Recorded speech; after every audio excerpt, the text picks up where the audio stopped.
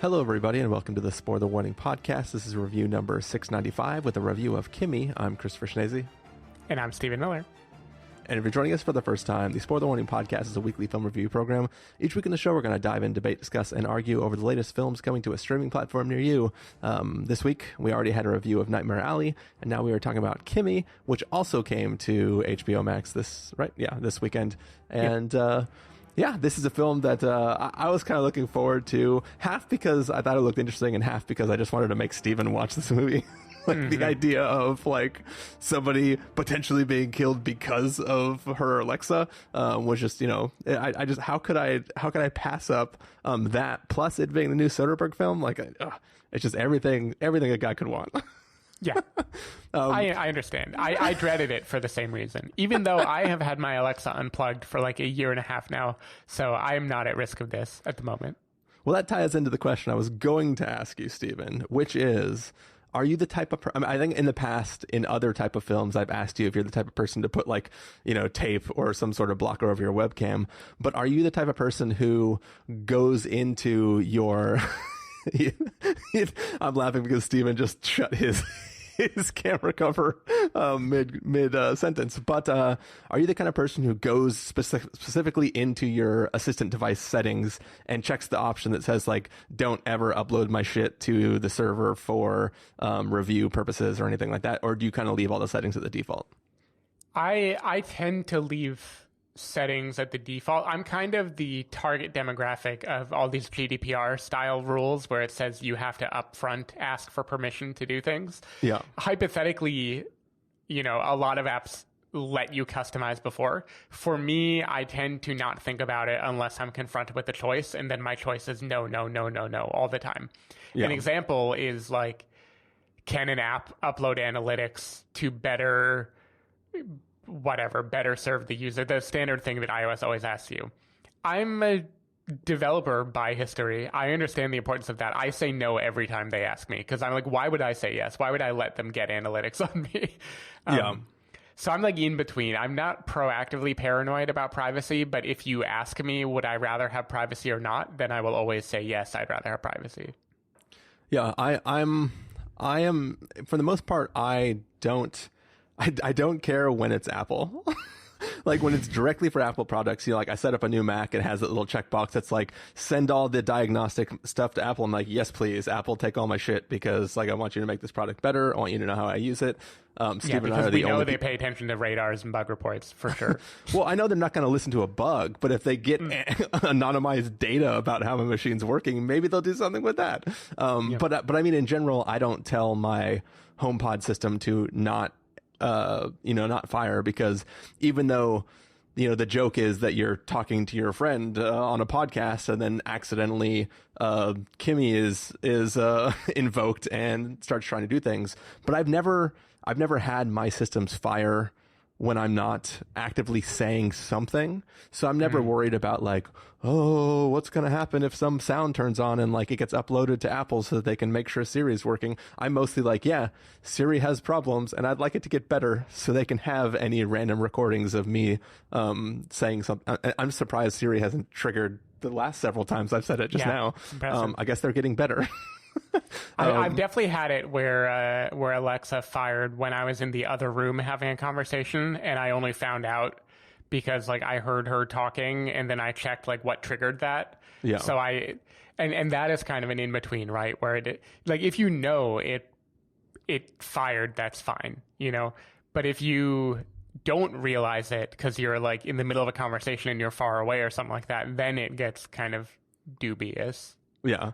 But it is funny, though, that as people, we're worried about our, smart devices listening to us, but we'll also go out to a bar and just scream things that should be private out loud after multiple beers, right? It's just funny how, and in this world where everybody's glasses and phone could be recording and broadcasting at any moment in time, it's just funny to think that we're scared of a smart device privately in our home recording us, but we are totally fine just saying all of our secrets out loud when we're walking around neighborhoods and stuff like that. It's definitely a good point when it comes to secrets. I think there's a line between a secret and a personal, private, invasive feel. Like if I said, I know what you're saying, Steven.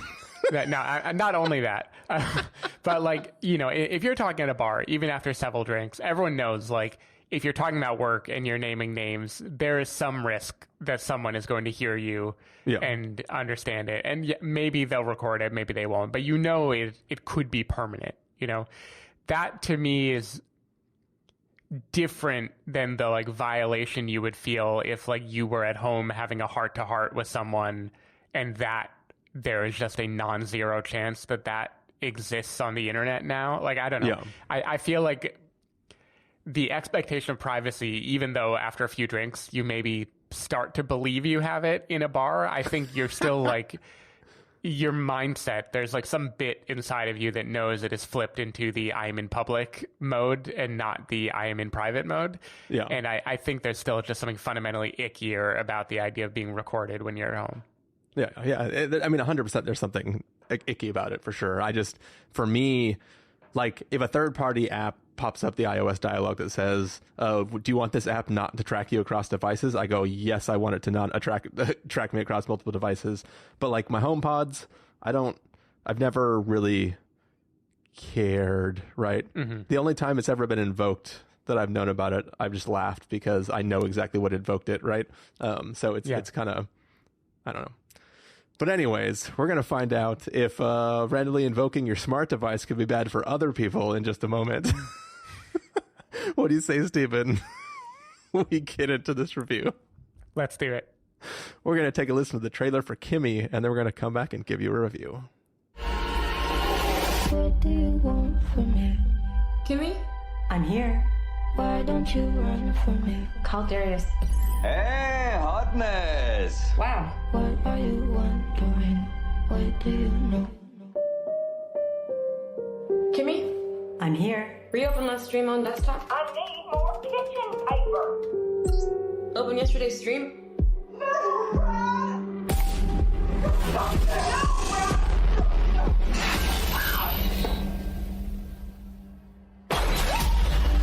I'm a voice stream interpreter. I may have heard a crime on one of the streams. The devices pick up lots of things. Just mark this degraded audio and delete it. I am not capable, and you know it. I think a woman might need help. How do I find out who she is? You need a device number and the admin code. Will you make me one? This is the last favor, hotness. Close your files, come to my office. We'll listen to the recordings together. Miss Childs, I have to know what we're dealing with. We're dealing with what sounds like a premeditated murder. How do I know that? Because I just told you. Twice now. Maybe you've just replaced your real stresses with this. Can we please call the FBI? I understand that you have taken some mental health leave in the past. Why is that in my file?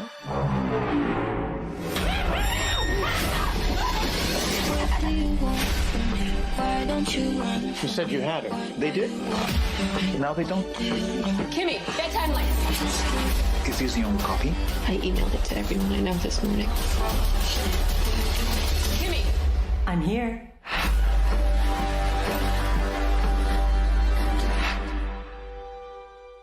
All right. So that was the trailer for Kimi. It is about a woman who is a voice stream interpreter, who's basically somebody who listens to all the false invocations of your smart devices and, tries to type what you were actually asking for so that the systems can hopefully get smarter. One day while just doing her job, she hears, a very strange sound on one of the recordings, which leads her to believe that somebody has been murdered. And she decides that she should do the right thing. And this is what happens when she tries to call attention to the higher-ups in her company, what she's found. Steven Miller, how did you enjoy being forced to watch Kimi? So it's interesting because I was dreading it. Honestly, the premise as pitched to me, like the one-liner for this movie is not really what the movie is. This isn't really the movie about, like, what if Alexa tried to kill you or what if Alexa turned on you. It isn't even Eagle Eye or one of those, like, oh, my God, think about how much power these things have. It's kind of like Rear Window or something that just uses this new technology as a new way of It's closer to that Jake Gyllenhaal movie, The Guilty, that we watched at TIFF, right? Like it's kind of like the whole Alexa premise. Obviously, it's playing in this water. It's playing in a kind of like paranoid thriller vibe, but I don't know. It was different than the movie I thought I was going to watch, and I think we might have an old-fashioned disagreement because I thought this movie was a whole fucking lot of fun. I really enjoyed this, and a few comments you've made this week make me think you maybe have stronger nitpicks at the movie than I do. That might be possible. Yeah. So why do I like this movie? We were talking in Nightmare Alley about directors just like calling their shot and then doing it anyway, being like, I'm going to tell you what I'm going to do and you're going to fucking like it. I feel like Soderbergh is so great at this, and there is a Chekhov's tool of some sort in this movie that like the moment I heard about it, I was like, oh yeah, I know exactly, like, this is going to come full circle. I know it will. It's going to be dumb when it does, and I'm going to be here for it. And that is how I felt. You're talking about Chekhov's kombucha on the end of the counter, right? Well, no, I actually was thinking about both. The kombucha is like a mini, that's like the mini version of the broader thing the movie is doing. And I was like, hell yeah, knock that kombucha, dude. I see it. Yeah, I don't know. I like Zoë Kravitz in this movie. I think it is like an appropriately 90s-ish thriller movie. Like, it doesn't have a lot of bloat. It isn't trying to be more serious or more deep about its characterizations than it has to be. It fills out the backstory of Zoë Kravitz's character, Angela, just enough for us to be like, okay, we kind of get why you are the way you are. Let's just buy it and move forward. The details about the tech world, sure. The programming language she uses is chaotic. I don't understand a lot about this job that she does, but I enjoyed living in that world. I enjoyed that as a premise for a paranoid thriller to flow from.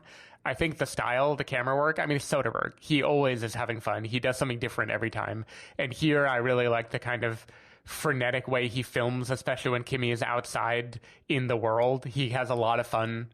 Almost like Paul Schrader in The Card Counter of saying, like, how can I disorient you and make you feel extra uncomfortable in day-to-day life in this particular aesthetic.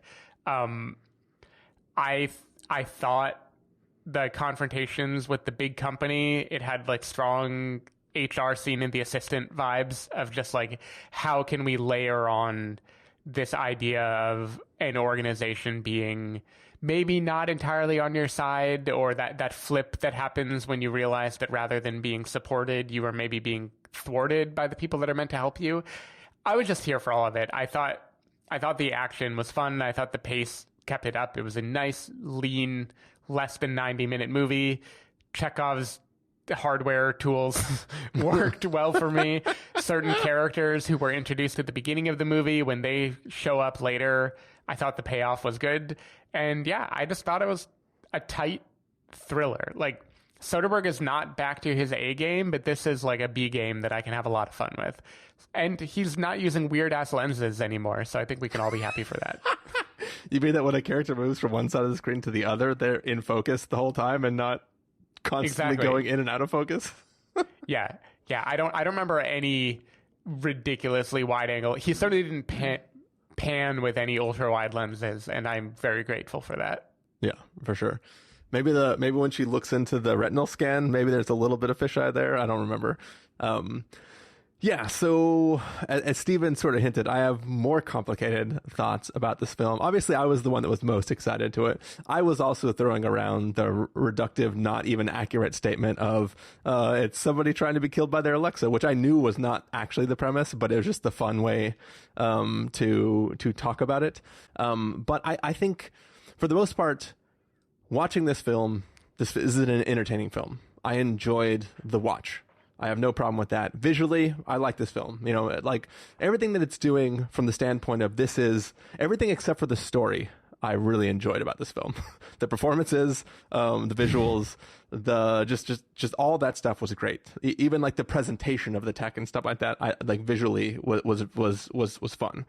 I think the story is dumb and overly complicated, and I think it's too like I don't think this film knows what the story it actually wants to tell. Right?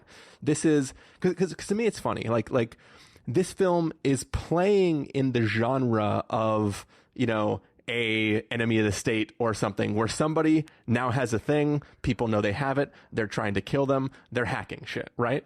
But that's not even really what the story is. Like, in theory, like, if you watch the trailer, there's lots of scenes of her walking outside, looking over her shoulder, and theoretically running from stuff, right? 90% of those shots, she's not running from anyone in particular. She is agoraphobic and scared of being outside.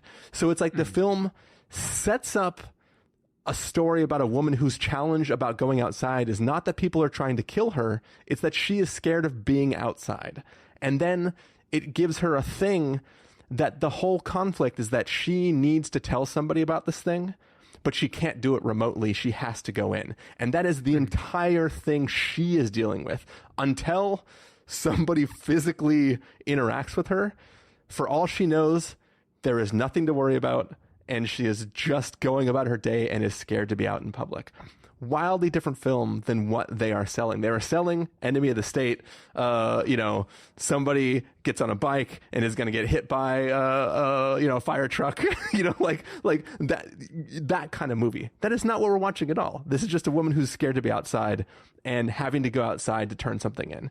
Then we enter the stage that you're talking about of this film, which is the assistant style HR scenes, right?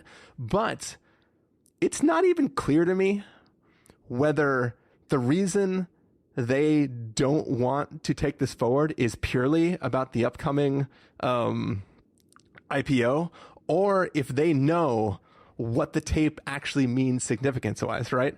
There's too much cross-bleeding between the story of the person who the tape is about, what they do, and who other people in this film just seems very, very muddy in what it's trying to do. Then on top of it, the entire film is about this smart device that is connected to all your other things, right? Hey, Kimi, do this. Hey, Kimi, do my work for me. Hey, Kimi, turn this on, turn this off, right? Never at any point in time does she ask Kimi to actually help her until the movie's basically done, right? And like the entire time watching it, big until I just mean, like, I'm watching this film and the whole time I kept going like, hey, Kimi, do this. And then the movie's over before she actually says that invocation to Kimi, right? Early in the movie, I'm curious what you mean by she never asked it to help her. Like, it establishes she asks it like, what day is it today? What's the news? Read me this, set an alarm. Like, she's using it in the way that I would use in Alexa. When I say help her, I mean when it counts, right? Like, there is a moment where... So you're mad that the trump card they played, they didn't play it like 10 minutes earlier. I'm mad that this person, that this woman who is obviously really skilled and intelligent, didn't think to say something she says at minute 87 that she could have said at minute 70 at the very least. It like never once occurred to her. Like, the first thing she thought was, nighttime lights, not, hey, get some fucking help. You know what I mean? Like, it boggles my mind that was never even crossed her mind. Like, it just feels like the way they wanted to play with those commands. Also, they're not, I mean, obviously they weren't going to use something that's licensed. It wasn't actually going to be Siri. It wasn't actually going to be Alexa. So they make up this other competitor device. But in the universe, it's a competitor. Listen, if this competitor device can answer a FaceTime call, obviously it has such gnarly integration that you might be able to string voice commands together. Instead of having to say 3 separate, hey, Kimi, do this, hey, Kimi, do this, hey, Kimi, do this, you can go, hey, Kimi, do this, this, and then this. And it would, like, it sounds like you're just submitting a feature request for this thing that doesn't exist. No, I just mean that it's funny what Kimi can do and what Kimi can't do.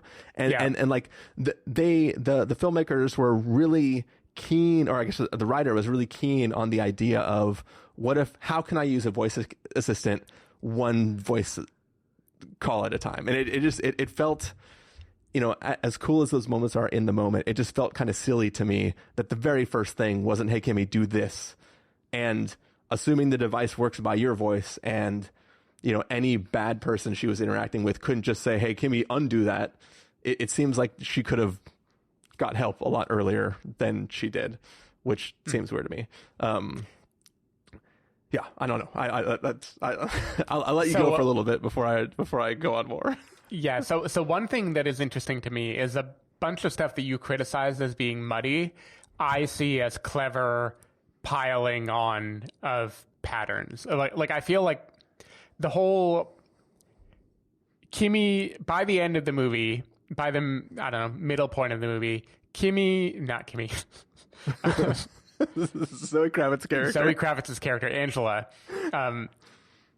Kimi is just such a more memorable name. Angela has 3 reasons for not wanting to be outside. There is the agoraphobia that is established. There is the plot machinations of the movie that pile on specific threats. And there is the history that led her to become the way she is. I would say more, actually. There's also the COVID-19 pandemic, which exists in the movie. Even, you know, in a comment earlier this week, when I started to get an inkling that you maybe had some problems with the movie, you started to hint at that as muddy. To me, that is not muddy. That is very clever. It's about how, like, all these things wrap together. It's like the perfect storm. It is the nightmare for a person who already had a reason to want to stay inside, now is being thrust further and further outside their comfort zone for the sake of doing the right thing. I think that is like an intentional, fun story decision, and not a movie that doesn't know what it wants to say. But here's why I think it's muddy. And it's because they're not brave enough to just do that. What this film is doing is saying, hey, what if we take the plot machinations of hacker gets data they're not supposed to have, and now people want to kill them, and we replace a bunch of the dangers of people being able to track you down as being a woman who can't go outside because of her agoraphobia. And it's like they want to be like, let's make it just a voice assistant, and she found something that way, so it's not hackers that got into a place they're not supposed to be. And then she is challenged with trying to build the will to fight against her inability to go outside in order to deliver this to somebody who will help her, and then that person is sort of gaslighting her and not willing to help her because they have other things on their mind, right? It's trying to place it in that setting, right? Take this premise, which we've seen in other films, warp it in this way to be this new thing, and call it a day. The problem is, for the last 30 minutes, they just go, nah, it's just hacking and shit now. And it's like, I know. It's a pile on. They start with the twisted premise, and then they pile on the original goods. Like, that is a fun decision, not a lack of conviction. To me, it doesn't feel like a pile on, though, because of how silly some of there are nitpicks that I have that are only introduced because they set it in a way that makes it able to be nitpicked. I'll try to be as vague as possible. Here, there's one moment in the film where somebody is trying to get access to a device that she is normally in control of. Mm-hmm. And she says, you're going to need a password for that. And they say, we already have that, right? So they say, we have your password. They say, we know you didn't email it to everybody you know. But then there's other stuff they theoretically can't access. So it's like, on the one hand, they talk about how they have access to all her shit. And on the other hand, they seem to be locked out of certain things that they should obviously have access. If they can get into your email and they can get into all these things, they should know exactly how many copies of the thing you have, exactly where you place it. Like, the fact that they're struggling to do these things that should be obvious, given they hacked all the shit, it just seems weird that in other cases it's because this line sounds cool when you say it. That right. It seems dumb. My argument, and it is mostly because the line sounds cool, I'll give you that. But my argument is that up until this moment, they have been restricted to cloud-based whatever, which means they can't rule out, like she probably doesn't have one of those like work-related tracking things on her computer that like logs every action that she takes, right? She probably, I forget what we have. I was going to name drop it. CrowdStrike. Yeah. She probably doesn't have CrowdStrike. What she does have, because she lives in 2022, 2021. I don't know when the movie's set. Is she has a web-based email server. Everything that she does for the most part is in the cloud, and if you have access to her passwords, which are relatively breakable, then you can get in there. Yeah. Now, if you are going to criticize the order of operations of bad guys at the end of the movie, totally agree. They fumble spectacularly. Soderbergh likes to have bad guys fumble, but usually he makes them the star, and then we're in with the joke of it. And here it's just like happening on the outside, and that is a little bit whatever. It was fine for me, but they're definitely not as skilled at what they do as they appear. So here's the thing. I'm going to be a tiny bit spoilery here, just because I have to. But don't worry. From the opening of this movie, we know who the bad guy is. It's Derek Delgadio, whatever his name is, right? Yeah. Like, we are introduced to him, and the first thing he does is pulls up a phone where he's dealing with like bad people, and he's in trouble, and like we know he's going to be the bad guy because it's set up that way from the beginning. So there is a thread in this story which no one would ever brought up on their own, but the writer specifically wants to make it a deal that you can understand this is happening. I almost called her Kimi again as well. Angela is logging this thing that is suspicious to her, and she goes, "It's weird. There's no voice prompt. There's no invocation. It just started recording this." And that is one of the things that makes her think something is weird. How could this happen? Something has to be going on, right? So for some reason, there wasn't a "Hey, Kimi," followed by a "I'm here," and then this moment of audio. It was just the audio being recorded, and nobody knows why that is. That's the big old thing, right? We find out what the reason is, and it's because a certain somebody was trying to keep tabs on her. This character says this from her own, the woman who dies. This person says, "I was keeping tabs on her." And then somebody else goes, "You gave her a Kimi?" And he goes, "Oh shit, there could be sounds that records. You were recording the sounds. You know they were there. Like, I guess you were just backing them up, but you were never going to listen to them. And that's where all the conflict comes from. I feel like you tapped her device. You caused the problem. You have access to it. You could delete the logs, but they don't delete the logs until they already know that they're being accessed. It's the dumbest thing I've ever heard of in a movie. And I wouldn't even have this complaint if there wasn't a specific line in the film where Angela goes, there's no voice prompt that caused this to be recorded. I guess there's a reason it was recorded. If it was just an accidental invocation or the person in the room asking Kimi to record, I would not have a problem. But the problem is he was tapping the device, but he didn't know there were recordings. I don't get it. Yeah, so you definitely did just bring up a hole that I just willfully didn't think about. Because what's interesting is I forgot all about the idea of keeping tabs on her. What I remember in the movie is a character specifically says, like, "Hey, record this." And where that doesn't fit with me is the idea that this happened without a voice prompt. Yeah. I chalk it up, and the moment I chalked it up to like a sloppy cover up or something. And I didn't know what else I tried to delete the file, but I got disconnected halfway through deleting it or what? Yeah, sure. I don't know. Like there was, to me, one of the various things you said, they can't all be true. So you're right. Like, they've definitely built in a contradiction. Yeah. Either he is intentionally listening and that's why it picked up things, in which case he 100% should know that is going to be a problem he has to solve, or he put in that Kimi because they can listen at any time, but this audio clip that got captured is not one of those things where he triggered it to go on, and the reason that turned on is completely separate, in which case it's weird that she doesn't know what triggered it. I don't know. Definitely something in that list doesn't make sense. Yeah, I mean, it's clearly he had it set to randomly record bits just in case she was talking about something. He could check it later. But even in the random version implies that he was checking in on it occasionally, or it's just like, recording something that you never want to actually ever look at, just so that you know that it was recorded, which is, it's not like there aren't like a bunch of metrics that I record for a bunch of different things digitally that I never actually read the output from. But it just seems weird that if you were worried about her talking, but then on top of that, so there's two things, right? One is theoretically they are worried about it getting out that there are privacy invasions because these recordings get sent to the mothership, right? And they're about to IPO and they don't want a bunch of privacy conversations around there, right?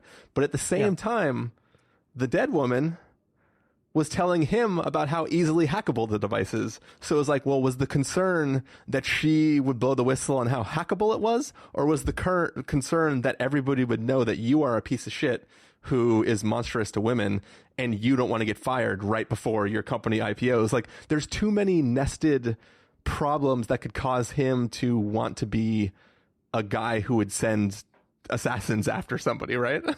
See, yeah, I hear what you're saying. I just don't think it's too many. I think it's like, it's a dramatic irony. It's the guy in charge of the company that is stealing all your data and violating your privacy also has this giant gaping thing where he wants to have privacy and he is terrified that something is going to get out.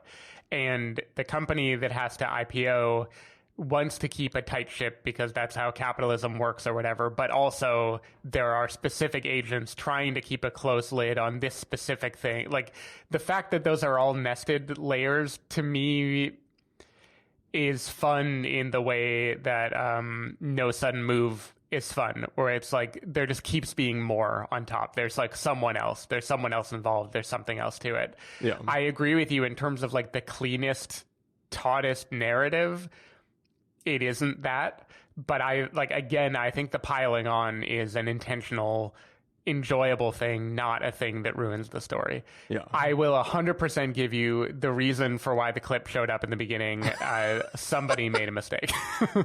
You've convinced me. The movie has given me too many different reasons for why that happened. Yeah, it just for me, it just felt like trying to be clever in a way that for me doesn't mathematically work out, because I'm trying to watch this film at face value, right? And it definitely is not willing to play with me at that level.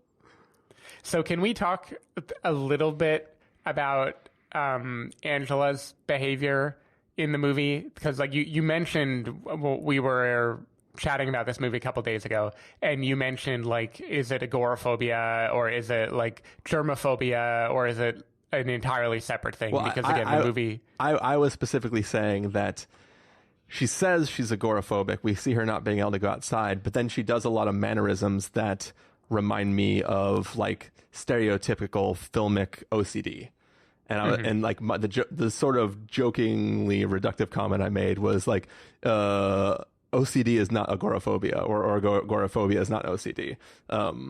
So like, yes, COVID times... We can assume this film takes place in early COVID days where everybody was Purelling all the time and like washing off their groceries. But it just felt very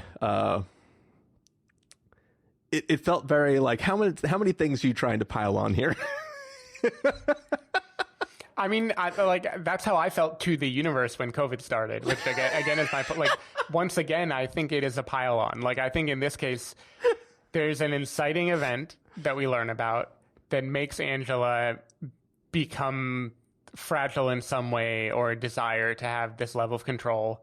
And then this fucking pandemic happens and suddenly all of that gets heightened and it shoots in a ton of different directions, and it becomes a fear of going outside or a fear of germs or a fear of bad people or a fear, like, to me, that is all a very believable. And again, I think Soderbergh is doing the kind of like fuck 2020 redux, basically. He's just being like, dude, this sucks. And I love the hand sanitizer move, the signature move. Big fan. Love that for her character. I want to, I don't even play video games, but I want to play a video game that is just like her in the blue hair scurrying around Seattle, and like occasionally you have to like sanitize and wave your hands. Nice. Also, I mean, this is clearly a stylish choice, right? But her outfits are very like colorful and like it's very. It's always this two-tone, like one color on the underside and then another color on the outer side, and she's got blue hair. Yeah, I feel like you gotta have blue hair. I just mean that like if you're really scared for your life, you stand out. It's just like fucking. I kept being like, maybe don't put on your matching outfit. Just put on a normal jacket and cover your hair. I will say, when she leaves the house, she's not afraid that she's being followed, I don't believe.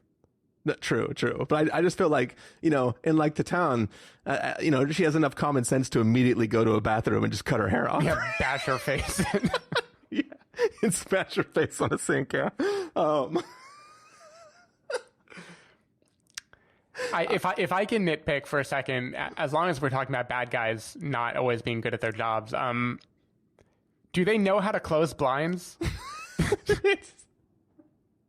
To me, that was like, it was like what is the opposite of a Chekhov's state? It was like the red herring. It was the thing that I thought surely this is going to be their undoing.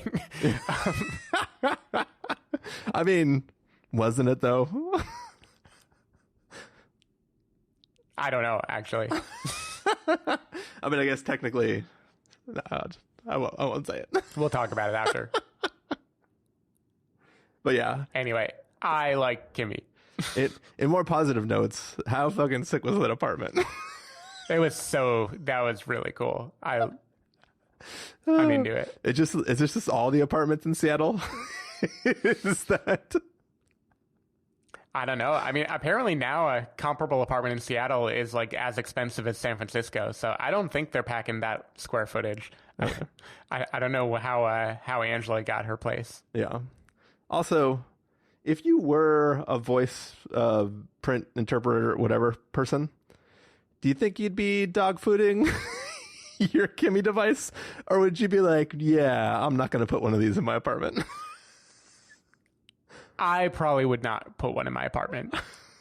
I think that is true, and probably another good. Though maybe it's a dev device, but it seems like she strictly is an annotator or whatever, and not someone who writes code for the Kimi. So, yeah, true. Yeah. But from a corporation standpoint, she's still, she's still using it, which is, it just seems like you'd be like there has to be like at least some sort of tiny chance that you're going to get one of your own recordings on the thing. But in this world though, it's like everyone has a Kimi, so maybe her ownership of that preceded her joining the company, and that's partly why she was so into joining the company, is because she gets to be a part of this amazing skyrocketing thing. Who knows? Gotcha.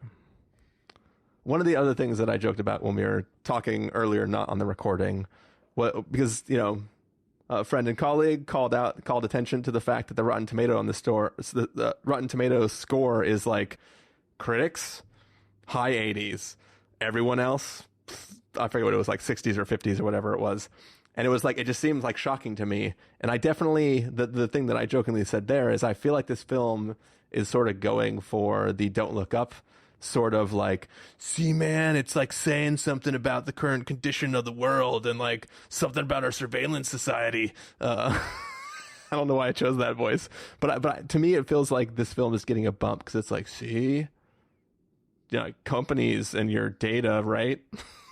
And it feels like there's something that this film thinks it's saying, but it has nothing to say about that topic at all. And I just wonder if some people are like, yeah, throw out your HomePods.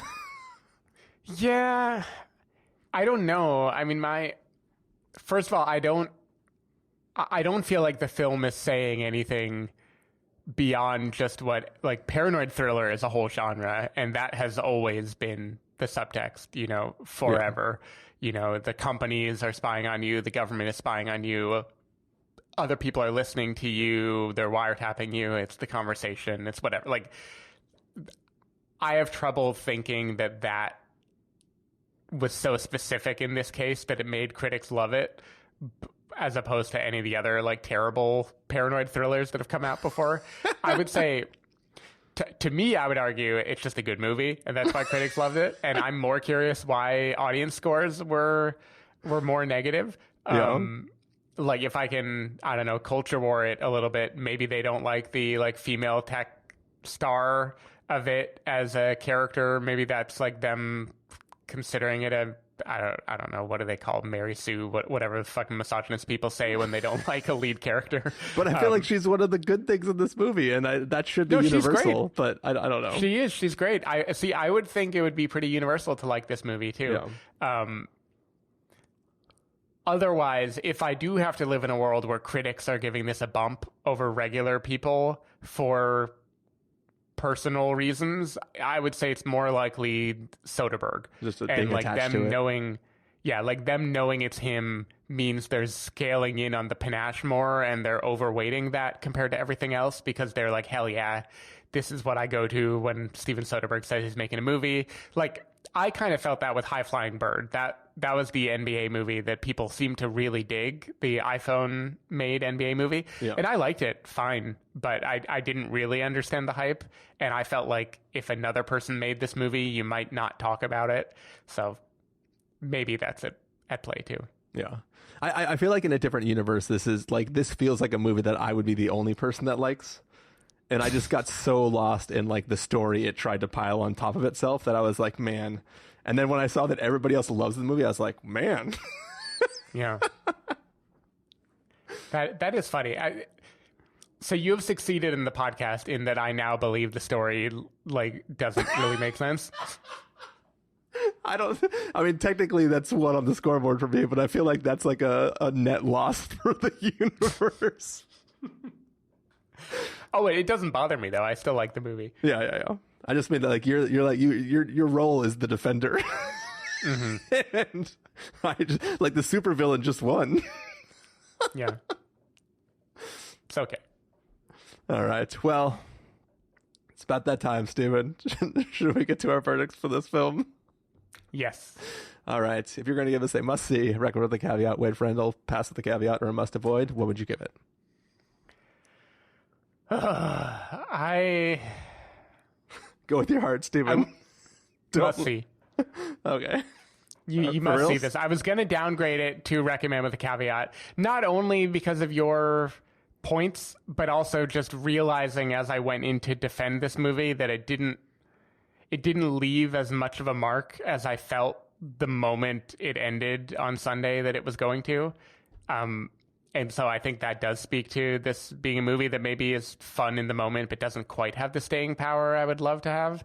But I had a ton of fun in the moment. Everything from realizing it was not 2.5 hours, but under 1.5 hours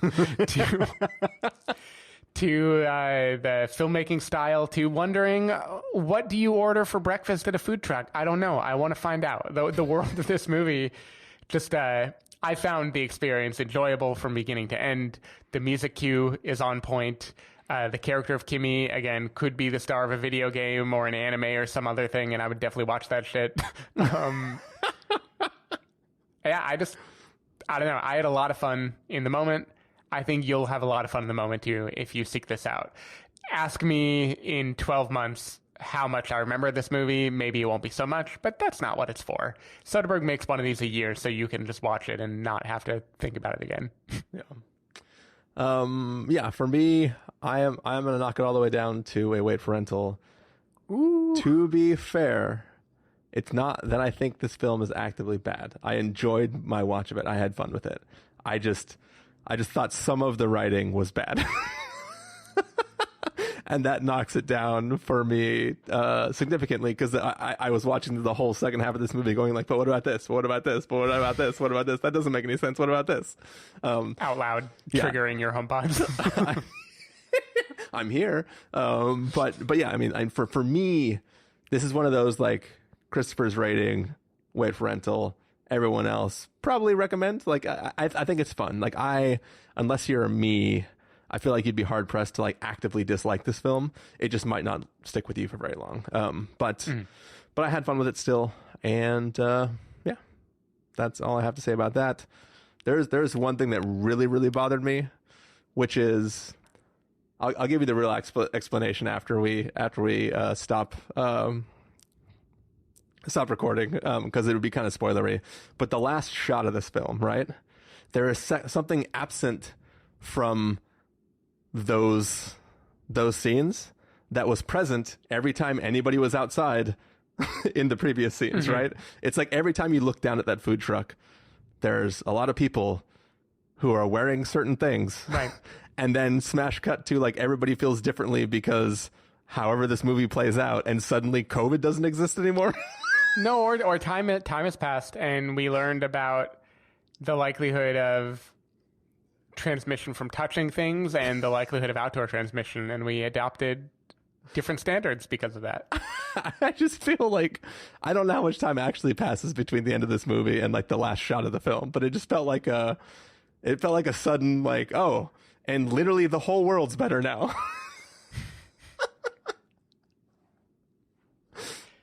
I think if I can turn it into like a whatever metaphor for a second, I think the movie is saying like the world is dangerous, but you can learn how to adapt and still make it livable. And the way society has evolved in the period of time since the movie ended is mimicking the personal evolution that Kimi went on. Not Kimi.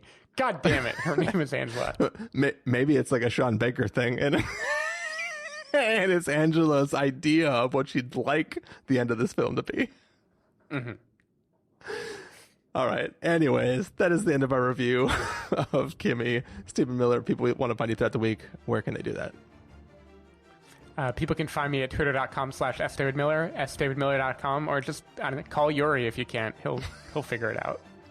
People can find me at ChristopherInRealLife.com or twitter.com/ChristopherIRL, or in one of the voice analysis labs at Apple.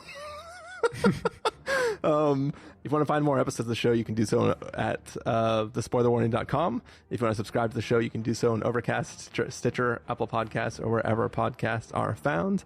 If you want to know when the episodes go live, you can follow us at twitter.com/spoilerwarning, facebook.com/thespoilerwarning, or instagram.com/thespoilerwarning. If you want to get a hold of us directly, you can send an email to fans@thespoilerwarning.com, or you can use the contact form on our site. Music for this episode will come from a licensed track from artist.io. Hopefully you are enjoying whatever track I randomly selected now. And yeah, that's the end of this review. We'll be back next week, probably, maybe, with a review of something else. I don't know what it is, but we'll find something. All right. We'll pull it off. Take care, everybody. We'll see you next time. Bye. Bye. Whew.